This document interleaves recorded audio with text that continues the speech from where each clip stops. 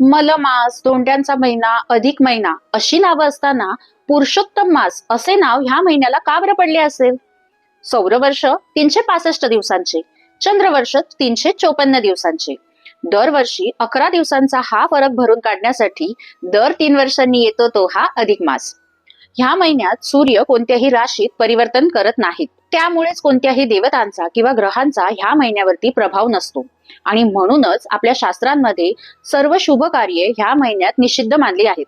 जसे की गृहशांती, गृहप्रवेश, वास्तुशांती, विवाह, लग्न, मुंज अशी कोणतीही शुभ कार्य ह्या महिन्यात केली जात नाहीत आणि म्हणूनच ह्या महिन्याला नाव पडले मलमास. मग हा दुःखी झालेला मलमास भगवान विष्णूंच्या शरणाला गेला. भगवान विष्णूंनी ह्या मासाला स्वतःचे नाव दिले, म्हणूनच हा झाला पुरुषोत्तम मास. भगवान विष्णूंच्या वरदानामुळे जो कोणी ह्या मासात भगवान श्री विष्णूंची भक्ती करेल त्याला त्या भक्तीचे 1000 पटींनी फळ मिळते. या महिन्यात विष्णू सहस्त्रनाम, विष्णू चालीसेचे पठण जास्तीत जास्त करावे.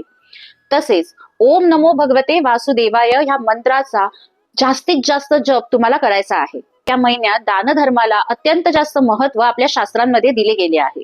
ह्या महिन्यात गरजूंना काही ना काहीतरी दान तुम्ही जरूर करा. महाराष्ट्रातील वेगवेगळ्या प्रांतांमध्ये वेगवेगळ्या प्रथा या अधिक मासात केल्या जातात. सहसा कोणतीही मुलगी आपल्या आईची ओटी भरू शकत नाही, परंतु अधिक मासात मुली आपल्या आईची तसेच आपल्या सासूची ओटी भरू शकतात. त्या महिन्यात मुलीला आई चांदीच्या जोडवी भेट म्हणून देतात. काही प्रांतांमध्ये जावई आणि मुलीला लक्ष्मीनारायणाचे स्वरूप मानून त्यांची पूजा केली जाते आणि त्यांना 33 जाळीदार वस्तूंचे दान केले जाते.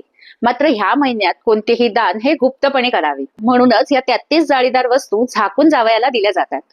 या सुंदर प्रथा जिथे पाळल्या जातात तिथे नक्कीच पाळाव्या, परंतु ह्या मासात दानधर्म आणि नामजप जरूर करावा. त्याचा सर्वात जास्त फायदा तुम्हाला होणार आहे. आपल्या शास्त्राबद्दलची अशीच नवनवीन माहिती जाणून घेण्यासाठी माझ्या चॅनलला सबस्क्राईब जरूर करा. धन्यवाद. जय माता दी.